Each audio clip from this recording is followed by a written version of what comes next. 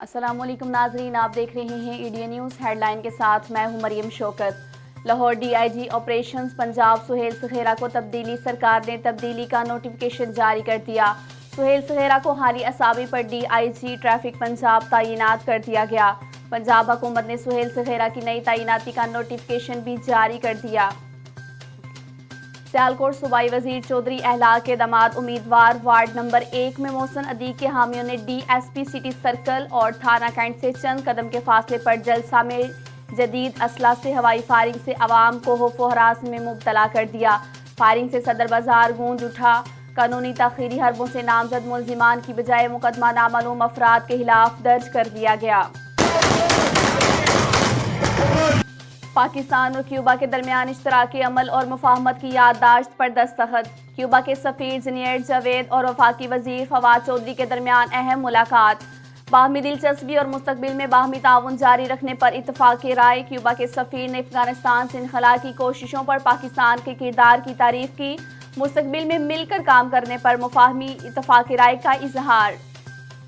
Tehran میں پاکستانی سفارتخانے کے سامنے پاکستان مطالبات مخالف مظاہرے میں ایٹمی پاکستان کے خلاف نعرے بازی۔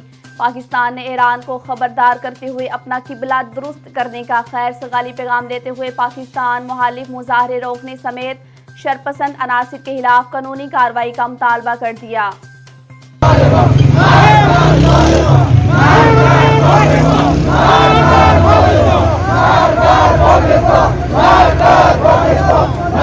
کورونا سے موت کا خوف عوام کے سر چڑھ کر بولنے لگا۔ مریض ڈاکٹر سے ڈرنے لگے۔ نجی ہسپتال کی کورونا وارڈ میں مریضہ نے ڈاکٹر کو اینٹی وائرس وائٹ کٹ میں دیکھ کر موت کا فرشتہ سمجھ لیا۔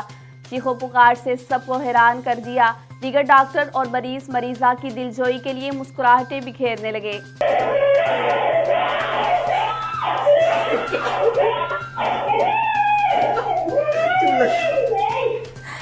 پاکستان مسلم لیگ نون کے نیو نامزد سٹی صدر رفیق مغل کی میئر توحید اختر چودھری اور دیگر لیگی رہنماؤں کے سامنے ڈپٹی میئر چودھری بشیر احمد نے کارکنوں کے سامنے تھپڑ رسید کرتے ہوئے غلیظ زبان کا استعمال کیا۔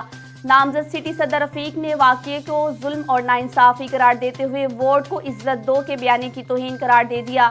پارٹی قیادت نے تحقیقات کا آغاز کر دیا۔ Army chief general Qamar Javed Bajwa نے بارڈر مینجمنٹ پر اطمینان کا اظہار کیا۔ Army chief general Qamar Javed Bajwa نے افغانستان سے غیر ملکیوں کے انخلاء کی فوج کی تعریف کی۔ Army chief general Qamar Javed Bajwa نے فوج کو روایتی غیر روایتی خطرات سے نمٹنے کی ہدایات جاری کر دیں۔ مزید اپڈیٹس کے لیے ہماری ویب سائٹ www.ednpk.tv وزٹ کیجیے۔ ہر خبر سے رہیں باخبر، دیکھتے رہیں ایڈین نیوز۔ اللہ حافظ۔